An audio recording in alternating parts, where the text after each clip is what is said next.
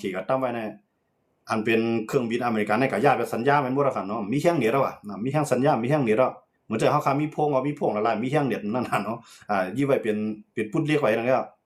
เฮ้ยนั่นอันเป็นเวเนซุเอลาก็เป็นจังนั้นก็จะอเมริกันมาบังอันที่ในเปิ้นอ้ามออกกับทั้งเมืองค่ะโอ้น้ำกัดอเมริกันให้ถึงหมกกันได้ฮะก็ในโดนัลด์ทรัมป์ก็อ้ามดูเก่าเนาะมันมีไผเฮ็ดอะไรเมืองอเมริกันจังไหนเนี่ยมีไผเต็งเอาค่ะตอนนี้ก็ยอมได้ประธานาธิบดีเลยตึกนอนรับนอนผ่านได้ก็ลาลีนั่นค่ะเนาะอันนี้ก็แล้ววันนี้น้ำกัดก็อันนั้นก็ซึกเวเนซุเอลาก็พัดต่อสู้อิหร่านได้หมดเลยได้ตึกแข็งเต็มที่อ่ะแข็งเต็มที่เนี่ยถามว่าป้อมบังมาเต้ๆเนี่ย2มันเต็มเมืองจังหนังที่มันลาท่าอันนั้นได้เฮาคาใครหันน่ะนะมันจังหนังอิหร่านในกันนะย้อนเบอร์ซั่นย้อนเบอร์อิหร่านในเชียงซึกมันไหนมันมีนับล้านกอมันค่ะเนาะนับกว่าล้านกอมันยาวกว่าแผ่นดินกว้างใหญ่ก็ในมันมีเขตรัสเซียหนุนหลังเต็มที่เนาะ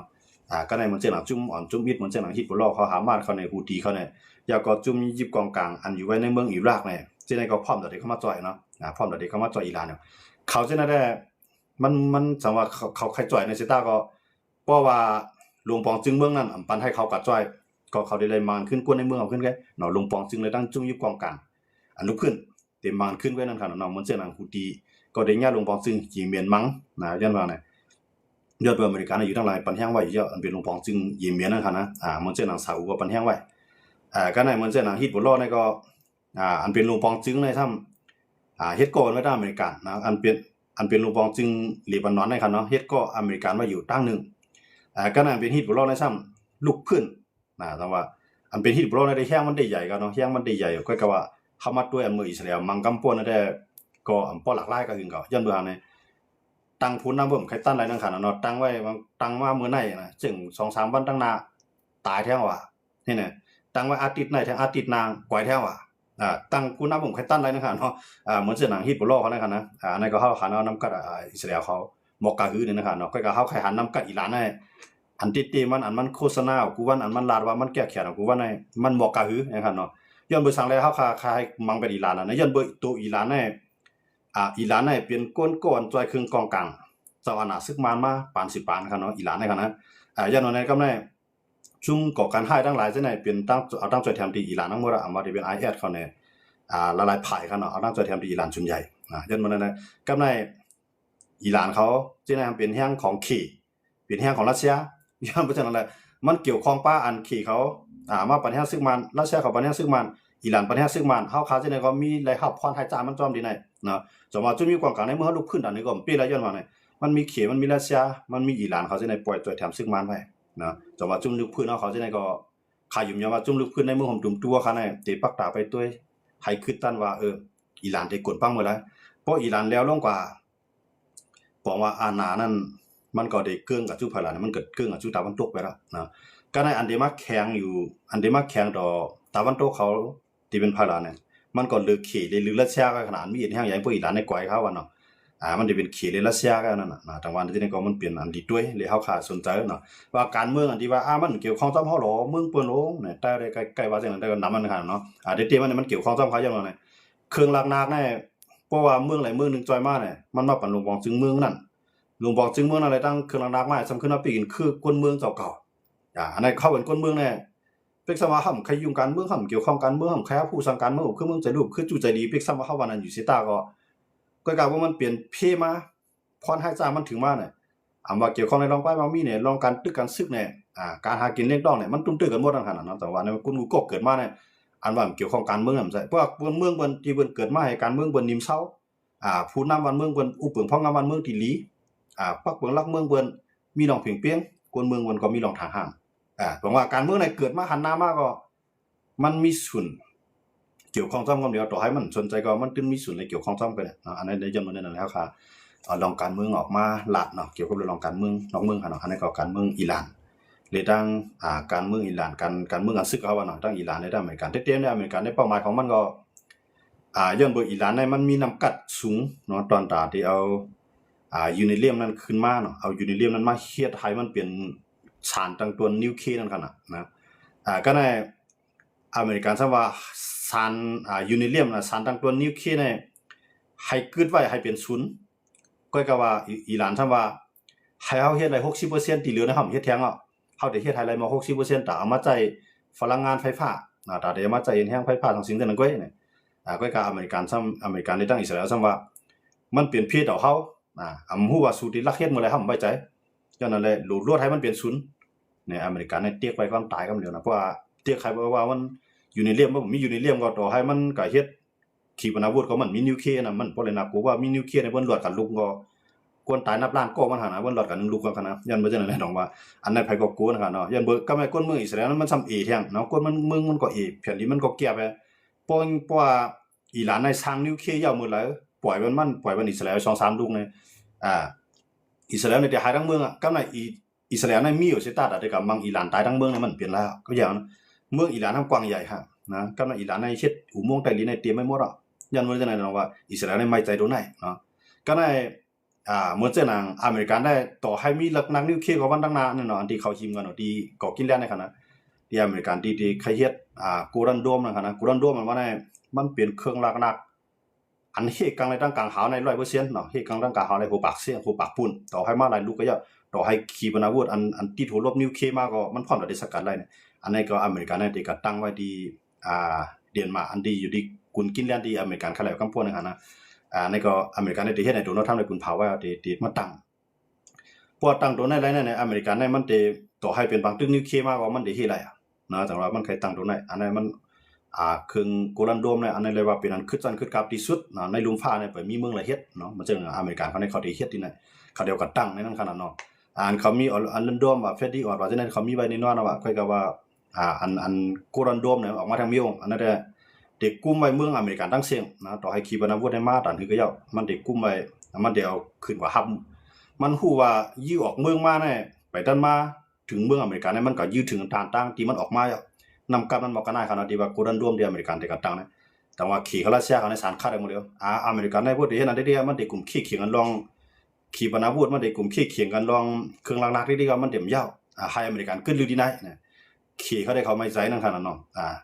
นโดยขี่เขารัสเซียเขามีนิวเคลียร์ก็มันจังยืดถึงอเมริกันยืดถึงก็มันเข้าเมืองอเมริกันมาอะไรเนี่ยมันความหมายของมันขนาดที่ว่าตัวนู้นทำใครกันตั้งเนี่ยเนาะที่ในว่าโกดันรวมเนี่ยอันนั้นก็ได้ตั้งอันนั้นแต่เขามีแผนการไว้หมดแล้วนะครับเนาะแต่ว่าเขาเข้ามาด้วยที่ไหนอเมริกันและอิหร่านที่เขาใครทุบเปียดอิหร่านนี่ก็มันจะสั่งก็ย้อนเพื่อว่าอิหร่านเนี่ยมันมีนำกัดเฮ็ดขีปนาวุธเนี่ยมันเฮ็ดได้นำมาเดี๋ยวก็ดวนอันนี้ก็มันเฮ็ดได้นำมาอันนี้ก็บอกว่าตาได้ใจตื้อเนี่ยเพราะว่าอิหร่านเนี่ยไล่ปืดวานปืดเมืองนี่ลีเฮ็ดเลยกล้าขายต่อเลยกูเมืองน่ะอิหร่านเนี่ยได้เป็นเมืองแข็งแข็งแห้งทีเดียวว่าค่ะคู่ของสภาวะเนี่ยน้ำมันเนี่ยเป็นของไม้3ของกำพร้าไม้3ไม้4เนาะไม้3ไม้4ของกำพร้าอันเป็นคู่ของน้ำมันในขณะเกี่ยวก็เลยทัดเลยในวิธีตั้งนำมื้อนี้อันอิหร่านเนี่ยมันกวาดผ่านเอาเนี่ยมันเป็นทางไหนย้อนยุโรปเขาปิกไปมักมีมาแหน่อเมริกันเขาปิกไปมักมีมาแหน่ปิกตายไปทั้งคันเนาะกล้ามขายออกมันให้ก็มันก็เลยกับจุรัสเซียกับจุขี่กับจุเมืองอันแห้งเรียกเมืองอันแห้งเงินก็มาซื้อมันบ่กันได้เนาะสังเกตว่าน้ำกัดที่มันมีไว้คู่ของใต้ดินในน้ำที่มันมีไว้เนี่ยเพราะมันเลยปิดเมืองเหมือนจังอเมริกันเขาเหมือนจังอิสราเอลเขาเนี่ยอิหร่านเนี่ยเป็นเมืองเตียนแก่นเคียงตามเขตตามรัสเซียอะไรก็สิครับเนาะย้อนจะได้ว่าเขา2คนอันไม่ใจที่สุดเนี่ยก็เป็นอิสราเอลนั่นขนาดเนาะย้อนบ่อิสราเอลในเมืองตาเนี่ยมันมีลาดมันมีถึงเมืองจอมันมาขี่มาตั้งหลายกำลืนไงย้อนในกำในหลายๆเมืองก็ยอมรับมันใกล้ๆมันซัมมีอเมริกันเนี่ยนู่นรางวัลมันอยู่กูขิงกูข้าวอะไรมันจังไรวันมื้อนี้มันแก่นแข็งมากทีๆกันเนาะก็ในอิสราเอลเนี่ยมันคัดใจให้เป็นเจ้าคือใหญ่คัดใจให้เป็นเมืองกว้างใหญ่เยี่ยงอ่านแต่ได้ยืดเอาเมืองปาเลสไตน์ทั้งเสียงนะเป้าหมายของมันหมดแล้วเนี่ยนะมันก็อ่านก็ได้ปล่อยก้นมันก็อยู่ที่ปล่อยก้นมันอยู่ว่าในกำในเฮ็ดปักเปลืองมาให้ก้นของเจ้าอยู่ในซิติลินในเมืองปาเลสไตน์ได้กำในแต่ได้เขาอุปเปลืองพ่อเมืองพ่องำเมืองปาเลสไตน์มันวางแผนหมดแล้วขนาดในสนุกกับซาทางสิ่งที่ในขณะอิสราเอลในย่านเนี่ยพวกมันไหลปาเลสไตน์ทั้งหมดมาอยู่ภายใต้มือมันในอิสราเอลเนี่ยก็ได้เป็นเมืองแก่นแข็งแท้งเมืองนึงครับมื้อได้เมืองแก่นแข็งอยู่แล้วก็กลางเมืองมันเรียกก้นมันนะฮะต่อให้มันแก่นแข็งได้นึกก็ยาวเพราะว่าบ่เอาขีปนาวุธยิงมาในยิงมานับโหเสียนลุกมันในมันก็ใครจอดตู้นั่นหั่นเนาะก้นของมันสิมันก้นของมันมีอันสังว่านำกันมันแข็งแรงหนาลาได้มันป่วนไอ้ขีปนาวุธของอิหร่านเนาะอิหร่านเขายิงมา1วันในบางวันยิงมาเป็น10,000วันบางวันยิงมาเป็น5เฮงตีสุดมันในต่อเฮงลูกต่อวันเนาะยิงมากูวันมันเขายิงกัน12วันได้กันนะบางวันมาเป็น60,000มันยิงมันน่ะก็ในหัวปากใน90ปูนมันเฮกังอะไรกันน่ะเดี๋ยวมันเฮกังเลยบอกแล้วนะเมืองมันก็เลียวนำออกกันนะสังว่ามันแขนบอกกันนั่นเขารู้สึกมันได้รอดมันรอดไหลเสียแล้วเนี่ยเอาเมืองมันเรียกก้นมันเนาะแต่มื้อนี้คัดใจให้เป็นเมืองแผ่นดินใหญ่แล้วก็เจ้าคือให้คือมันใหญ่ อิสราเอลเนี่ยมันได้เฮ็ดจังได๋ค่ะน้องว่าจังบ่เลยมันใครก็ชิมบ่เลยมันอันชิมในปาเลสไตน์แฮกับในพื้นที่ของเลบานอนเนาะเมืองเลบานอนอันนั้นที่พื้นที่ฮิซบุลลอฮ์เขากุมกำนั่นนะอันนั้นก็มันก็ยังอ่านไข่ชิมอไปก็มันก็หิมะเลยพองนะครับเนาะหิมะเลยพองแล้วก็มันบ่มีเมืองอันที่มักมันปานนั้นขนาดมันก็สิมาเมืองเพิ่นน่ะเพิ่นว่าไหนมันมันมันบ่มีมันก็มันเอาอย่างซื้อไอ้ขี้บ่มักกันนั่นก็ให้ว่ามักมันปันเป็นเมืองอิสราเอลเนี่ยมีมันจะหนังเมืองเฮเลซูเลมเขาเนาะเมืองเฮเลซูเลมในเมืองต่างเนี่ยมันเป็นเมืองปาเลสไตน์กำในอิสราเอลเขาได้ปาเลสไตน์เนี่ยเขามาตึกกันเนาะกำในปาเลสไตน์ใน1ตึก1ซุ้มกำในจัดจึงอันเปลี่ยนจัดจึงภาคเขาซ้ำว่าเมืองหลวงเฮเลซูเลมเนี่ยให้เปลี่ยนเมืองทั้ง2ฝ่ายมาได้เป็นปาเลสไตน์เขามาก็ไล่อิสราเอลเขามาก็ไล่ทั้ง2ฝ่ายเนี่ยเตรียมในพื้นที่เนี่ยที่ได้มีพื้นที่คนเมืองเนี่ยเตรียมได้มีซึกเนี่ยมันตั้งเป็นจังได๋ก็ในประธานาธิบดีโดนัลด์ทรัมป์ขึ้นมาหมายปอก1คั่นเนาะประธานาธิบดีโดนัลด์ทรัมป์ปอก1เนี่ยมันส่วน4ส่วน5ส่วนหน้าส่วนหลังเอาว่าตัดจึงลงพาดได้ว่าซั่นมักมันว่าเมืองเฮเลซูเลมเนี่ยมักมันเป็นเมืองหลวงอิสราเอลเฮ็ดให้เปียเราครับลูกเพิ่นนะก็ในอันเป็นกวนปาเลสไตน์ได้อยู่แล้วค่ะล่ะนะเพราะว่ามันของมันมามักมันเป็นเมืองมันก็ที่ไรใจตื้อไว้กึกเมืองของมันน่ะนะที่ไรใจตื้อพิงทุ่งของมันน่ะเฮ็ดให้ก็ในนับตั้งแต่นั้นมาก็ยังเป็นบางตึกใหญ่มาที่เพิ่นบางตึกใหญ่มาที่ใน1ตึกนี่ก็ปาเลสไตน์เขานั้นซุ่มนี่หามาเขาซุ่มนี่ค่ะเนาะก็ในขึ้นอุกันปุ๊บกันขึ้นปุ๊บก็นั้นเป็นหามาเขาก็จู่หอมแฮงขุดอุโมงค์ใต้ลิ้นพอกอุโมงค์มานะพอกใต้ลิ้นไม้ก็ขุดลิ้นไม้ก็มามังในเขามังในก็มังกันปีกายปีกายปีกว่านะเขาจะเนาะปีกายปีกว่าทั้ง2ปีเขาเขามังเท่านั้นนั่นได้ก็เขามังกันนั่นมื้อที่3มันได้ขี่ปนาวุธในหาเฮงลูกเหงาค่ะนั่นหามาเขามายืมมาใส่เขาเนาะแล้วก็เขาก็มาเงี่ยวบอกคนในเมืองอิสราเอลในกว่า250เกาะเนาะอันนั้นเนี่ยเยี่ยนเปลี่ยนปางตึกใหญ่แลเมืองซาดุนกาซาปาเลสของอิสราเอลของปาเลสไตน์ของฮามาสเขานั้นยกย่อยแบบเฮาว่าในหัวปากใน90ปุ่นเขาเนาะที่เหลือในที่มอก10ปุ่นที่เหลือเขาเนาะที่เหลือนั้นเปลี่ยนพองหมดค่ะนั่นแหละเฮ็ดอันนั้นสิเลยเยี่ยนเปลี่ยนปางตึกก้อยก็กำลืนมาเนี่ยย้อนเบิดโดนทำเนี่ยก็เตะไข่ขาอุกันกำลืนซื้อมาเขาก็อุกันต่อถึงมันได้ก็คือตึกต่อกันอยู่ก็อันเป็นเต้มันในพื้นที่ก็ตึกๆกันอยู่ก็มันตึกกันแห้งนั่นค่ะเนาะมันอยู่ในข้อตกลงกันอยู่ไปอยู่แต่ว่าเฮาเข้ามาด้วยดีในเงาลายอิสราเอลเนี่ยเป็นกวนออกออลีติเตนะเมืองเขาเนี่ยเป็นเมืองปางหลายทรายทะเลทรายกันนะมันมีพื้นที่เป็นลินเลี้ยงจากเมืองเฮาติเตนำเต็มมีมันเป็นพื้นที่ทรายก็เขาผูกซ้อมไร่นำกัดกันในหมอกกันนะผูกซ้อมเฮ็ดกินเอาน้ำปางหลายเข้าขึ้นมาเฮ็ดเป็นน้ำจางเฮาว่าน้ำจืดนะเอาน้ำปางหลายนี่ขึ้นมาก็ดูดให้มันเป็นน้ำจางแต่ได้จ่ายในพื้นที่เขาเนาะแต่ว่าอิสราเอลในนำกัดในหมอกกันให้ค่ะเนาะยังบ่ใช่นะว่าเพราะว่ามันไหลขึ้นมาว่าวันบ่ได้ในเมืองอันทางเล็กเมืองอิสราเอลน่ะมี10เมืองครับมีอิหร่านเมืองเดียวเมืองอิหร่านในว่าเนี่ย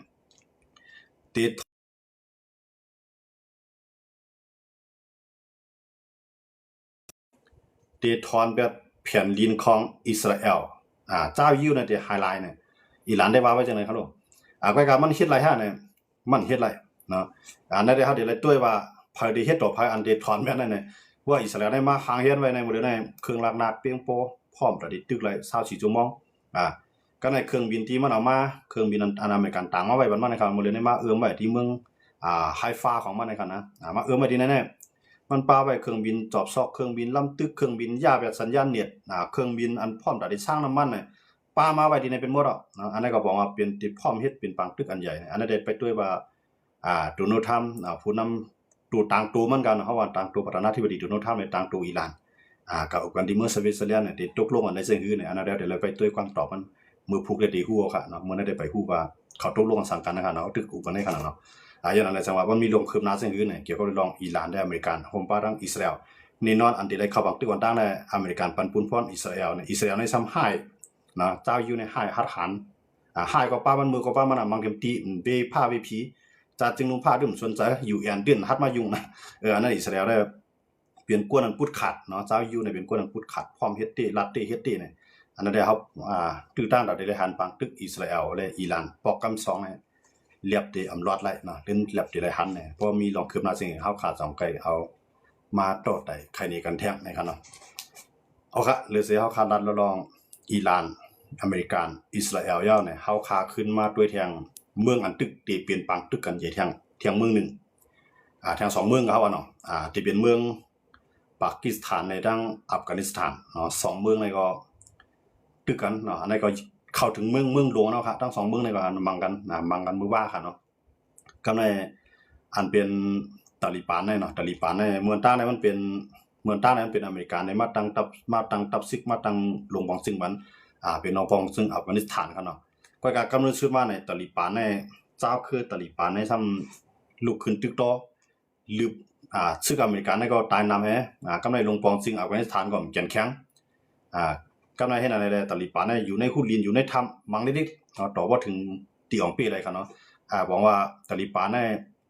นุ่งโคซึกเขาเนาะนุ่งโคเผือกโคขายปีกหูปีกตาไว้หูตากันนะครับเนาะยิบกองยิบกังมันเจิงก้นเฮือนนะมังดิหันก้นอเมริกันดีไรมังดีนั่นกำไรหันก้นของลุงปองซึ่งดีไรเอาหมักกองหมักเตียกมัดจอมแอวจอมแข้งจอมขาเข้าก็ปล่อยขาดตัวตายได้ยังเนาะขาดตัวตายเนี่ยมันจะว่าเอาซึกตายก็มันก็มังบ้าก้นเมืองตายที่นั่นได้ก้นอเมริกันเขาเนี่ยหันว่าก้นเมืองอเมริกันก้นเสื้ออเมริกันเนี่ยซุ่มน้ำหนาวถอยละในการเข้านะก้นเมืองอเมริกันนะเขานั้นตุกย้อนมือปันปราณที่ปฏิจุนทำปอนตั้งนั้นมันสำลงลายมือบนวาดีถอนทับซึกออกเมื่ออัฟกานิสถานก็นั่นถึงว่าปันปราณที่ปฏิจุไวเดียนในก็เลยถอนออกก็ตั้งทางเฮียนเลยจำทวนเฮียไทยเครื่องลักนักอเมริกันห่อสร้างไว้บรรลุปองซึ่งอัฟกานิสถานนั้นโดกกว่าอยู่ในมือตอริบันเตรียมทวนเขานำมือเนี่ยตอริบันเนี่ยขึ้นมาเป็นลงปองซึ่งเนาะเป็นลงปองซึ่งของอัฟกานิสถานก็ในเขาสามารถมามีปัญหาเรียนยินกันตั้งปากีสถานปากีสถานที่จับเมืองอินเดียกันปากีสถานในกัมพูชาเขาตึกกันตั้งอินเดียตึกกัน5 วันเองก็กัมพูชาแบบฮูโตเปียโดสู้มันขึ้นกว่าย้อนเมืองอเมริกันมาเตียกเขมาเตียกรัสเซียมาเตียกอะไรขึ้นถึงกว่ากำในมือเดียวในอันเป็นตาลิบันเนี่ยยื้อมาใส่เมืองลงของอัฟกานิสถานของปากีสถานครับเนาะอันเป็นตาลิบันเนี่ยอยู่ในเมืองอัฟกานิสถานนะสามารถยื้อใส่ในเมืองปากีสถานก็ในลงบองซึ่งปากีสถานในปืนเผายาว่าพร้อมตาได้ปืนปังตึกเตรียมตัวตาได้มังลงปองซึ่งตาลิบันนั่นค่ะนะอันนั้นก็พวกคำมังกันแน่มันเดเหมือนเจ๋งนะว่าจุ่มเขาว่าจุ่มเหมือนเจ๋งว่าซึกมุดนั่นค่ะเนาะซึกกองโจรนะซึกเหมือนเจ๋งว่าออกมากูตั้งให้มังเนี่ยนั่นแหละเขาได้ว่าจันตั้งกลางหาวเขาก็มีสังว่าอเมริกันก็ทุบไปทำนายเอาค่ะเนาะก็ปากีสถานนั่นแหละจันตั้งกลางหาวก็มีเยอะเต็มทั่วเนาะมีเครื่องบินของขี่เขามีเครื่องบินของอเมริกันเขาเนาะยันเบอร์มันเฮ็ดก็ไปกูภายค่ะนะปากีสถานนะมันก็เป็นคู่ต่อสู้ของอินเดียนั่นเขาแหละเนาะตั้งนิวเคลียร์ตั้งอินเดียอะไรตั้งมันในกล่อมบ่เปลืองกันน้ำแค่ว่ากว่ากันอีดอนแกตั้งว่าตั้งเป็นเมืองที่มีนิวเคลียร์ก็กะว่ามันถามว่ามันกว่าตึกกันตั้งตาลิบันมันได้ใจนิวเคลียร์มันจังใจเหรอเนาะแล้วก็กะมันปืนเผาเปลี่ยนปังตึกเตรียมรูปแบบยาวในครับเนาะเพราะว่าเป็นปังตึกเตรียมตัวนะครับเนาะในก็เฮาได้หลายหันแทง2เมืองน่ะที่กินเนื้อกันแทงเนาะฮ้อมได้ต่อสู้กันถึงที่สุดแทงนะครับเนาะอันนั้นได้ก็อยู่ที่ว่าเพราะว่ามังตาลิบันน่ะจึงก็จะว่าอเมริกันเนี่ยมันดึงได้จ่อยอัฟกานิสมันดึงได้จ่อยปากีสถานจึงอันนี้ปากีสถานเนี่ยพวกมันมังตาลิบันอ่อนหวานยันเปิดตัวโนทำในใครกว้างคือมีนั่นที่เขาก็สร้างไว้เนาะที่เขาสร้างไว้ก็ลุ้นว่าเขาเลยถอยไปนะครับเนาะอเมริกันใครขึ้นเอาที่ไหนใครขึ้นเอากว้างคือมีนั่นแหละที่อันในอเมริกันใครที่ไหนล่ะเนี่ยย้อนเบอร์ปากีสถานเนี่ยอัฟกานิสถานครับว่าอัฟกานิสถานเนี่ยมันจะมาตั้งเขก็ได้ว่าอเมริกันไล่ตั้งไล่กว้างคือมีที่ไหนเนี่ยมันไปเฮเขไล่แต่ว่าอเมริกันได้อ่านเอากำในตัวโน้ตทำลายว่าที่เขาเอาก็ในตาลิบันว่าเพื่ออเมริกันมากก็ตาลิบันได้พร้อมได้สู้เต็มที่อย่างนั้นเลยแต่ว่าตัวโน้ตทำนั้นไปจังเข้าเนาะซึ่งอเมริกันนั้นไปจังเข้าก็มันก็ได้สอดส่วนนั้นก็ได้ปล่อยให้ลุงปองซึ่งปากีสถานในมังตาลิบันให้มันอ่อนๆลงกว่าเนี่ยอันนี้ก็จำเป็นขึ้นแล้วเนาะว่าบางตึกในมันเปลี่ยนบางตึกล้ามทุ่งเอานึงขนาดเนาะบอกว่าปอนึงเมืองยาวเมืองนึงเนี่ยอเมริกันแทงตั้งนึงก็มันแทงตั้งมึงก็ที่กับมังคิวบานะคิวบาก็มีปัญหาหมดเลยนะเนาะอเมริกันรัฐบาลที่ใจทั้งสึกมังคิวบาแทงเพราะมันเป็นมังหมดเลยแต่ผมพูดนะเนาะมันจังอันย้อนเบอร์กวนอเมริกันนั่นก็ตาย4ก้อยคำพอใจดีนะว่าคิวบาได้เลยครับเต็มทวนนะเต็มๆมันในอเมริกันเนี่ยมันขยี้ป้าผู้นำคิวบาขยี้ป้าผู้นำคิวบาเนาะยิบเวเนซุเอลามันจะเป็นหลายเมืองที่มันขยี้ได้จังอ่ะมันคล้ายกับปีนเปียดการอุปเปิงพองงามเมืองจังได๋มันลาดว่าเนี่ยตัวโน้ตทำได้ลาดว่าหลังเฮือนเฮาเนี่ยเฮาหลบเพียวป้าแล้วมันหมายถึงว่าโคสวนโคเฮือนมันน่ะเนาะสวนเฮือนมันสวนหลังเฮือนมันน่ะมันแค่ว่าต้องว่ามื้อเดียวแน่มันเจอหนังเมืองจังได๋มันเจอหนังคิวบาเฮาเนี่ยมันเจอหนังเวเนซุเอลาเฮาเนี่ยอยู่จำอเมริกันเซซ้ำก็เอาตั้งใจทำที่รัสเซียตั้งใจทำที่เขตเนี่ยเหมือนถ้าว่าอยู่หลังเฮือนให้เลยกับปันแห้งก้นดอกหวานตัวโน้ตทำนั้นว่าจังได๋เฮาสิไล่เพียวปัดหลังเฮือนเฮาอยู่มันไม่ใครหมายถึงว่าใครกับมังบ้าเขาจะนั่นคันเนาะย้อนไปจังได๋ต้องว่าเพราะคำว่าตัวดีได้เนี่ย คิวบานั่นก็เรียกเป็นยากินป้าคั่นนะคิวบานั่นก็เป็นอุลีของรัสเซียก็เมืองหนึงคั่นเนาะอันนั้นก็พร้อมแล้วได้จอยรัสเซียแต่ว่าพวกเขาเข้ามาด้วยที่นั่นน่ะอัฟกานิสถานปากีสถานอันนั้นก็ที่เปลี่ยนอันนั้นที่เปลี่ยนใจมันเปลี่ยนแล้วคั่นเนาะเปลี่ยนบางตึกกันเนาะก็ว่าอันมันลำลองอันมันหลากหลายได้ก็อันเป็นโรงปองซึ่งปากีสถานในปืนภาวะที่พร้อมเป็นบางตึกเตรียมตัวเพราะเป็นบางตึกเตรียมตัวในบอกว่าจะยังซึกร่างกลางฮาไว้จะยังซึกเนื้อลีในนั้นคั่นเนาะพวกจังนั้นน่ะมันเต็มมังกันอีลุงตุงนางมันเต็มมังกันฮาวแฮงไว้ทั้ง2เมืองในกันนะเยอะบ่ตาลีปานนั่นก็มันก็ให้นะครับนะตาลีปานนั่นก็ให้นะที่ว่ามันให้ก็หรือว่าอเมริกันออกเมืองบ่ไรนั่นคั่นเนาะแต่ว่ามันก็ให้นะยันนั้นจังนั้นว่าอันนี้ก็สิเป็นบางตึกอันที่หลีตัวอยู่ทางเมืองนึงคั่นเนาะครับตั้งนั้นก็สิเป็นตั้งอัฟกานิสถานและตั้งปากีสถานนะครับเนาะก็นะครับขาขึ้นมาด้วยทางในกลุ่มอิสราเอลค่ะอีกนึงคั่นเนาะในกลุ่มอิสราเอลนี่ก็สิเป็นเขตเลกปานอันนั้นก็ยุคจันเข็มตากันมาเฮียงกูวันนะครับเนาะซึ่งคือลาในอันเป็นทักคายสีคั่นเนาะสนะเอทักคายสีอันเป็นผู้นำอันเป็นผู้ยิ่งคั่นเนาะเป็นผู้นำของเป็นจอมพ่องหลวงเบิ่งเก็บปานวายเสมันตัวเองเอาลายมันมือเลือกตั้งว่าก่อนตั้งมันปีกก็ปีกก็เสียงในเสียงในสภามันเอกเนาะแต้นพ่องไผมันเอกก็ได้มันสามารถอันเป็นไผสันคัดมันสามารถมาถามมันถามเพราะว่ามันว่าเพราะว่าเขตใจแห่งซึกต่อไต้หวันในเจ้าเฮาได้เฮ็ดจึงคือเกคายอันนั้นถ้าใครสีนี่ก็กวางปูกวางปลาซังลาดออกคำชื่อว่าเพราะเขตใจแห่งซึกต่อไต้หวันในย้อนเปิ้มันเต็มตุ้มเตื้อต่อรองผมรวมเมืองแก่บ้านเฮาแหละเฮาได้ใจแห่งซึกจอยไต้หวันมันว่าไว้กว้างเขาในเขตในใจลำนะคั่นเนาะเขตในใจลำแห่งน่ะเขตในใจถ้าใครสีนี่ออกมาต้องปานหลายปอกหลายกำคั่นเนาะยาก็ปิกเปียเส้นทางการค้าการขายปิกเปียเครื่องมีอันเตก็หลีเมืองกันปิกเปียโคของปางหลายอันแก่ปานได้ขายบรรจุเขตเฮ็ดอันไหนกำไรก้นเมืองแก่ปานให้มาบางศูนย์คั่นเนาะอันฮักโตโกตายโหดตดลันคั่นนะถ้ามาออกมานี่กลางใจต่อจอมพ่องลงท่าค่ายสีลาดว่าให้ท่าค่ายสีในย่อมออกให้ท่าค่ายสีในต้องปานเขเป็นก้นเมืองแก่ปานอันขี้โกนั่นคั่นเนาะอันขี้โกนโหดนั่นคั่นนะกำไรท่าค่ายสีไปต้องปานยาก็ไปสนใจของเขาก็ในก้นเมืองในที่มานี่กลางใจลึกล้ำมันก้นเมืองที่มานี่กลางใจลึกล้ำมันก็ด้วยเงาลายว่าพอเป็นจังนั้นในก้นอันใครเฮ็ดก็ขีดติๆเลยก้นอันใครให้เกี่ยวปานเป็นมีรองเท้าหางกล้วยเฮาแลญาเขตกุ้งกำนั้นภายหันลีนลำเรือภายในนะว่าถ้าใครสิเนี่ยก็ยุบสภานะครับเนาะยุบสภาในหมายถึงว่ากึดลือสภาไว้ตัวเขาเอาอาหารที่มันมีไว้ในมือมันนั่นเอาอาบันก้นเมืองไผก้นเมืองในขึ้นมาเลือกตั้งใหม่เพื่อมาเลือกตั้งใหม่ในปีตั้งนำตั้งหลายคั่นเนาะเพราะชนะถล่มทลายนำปีตั้งนำตั้งหลายครับกำนั้นบ่ปีตั้งนำตั้งหลายกำนั้นถ้าใครสิเนี่ยแค่มีแรงใจกำนั้นโดนโนทำก็ปันแรงเต็มที่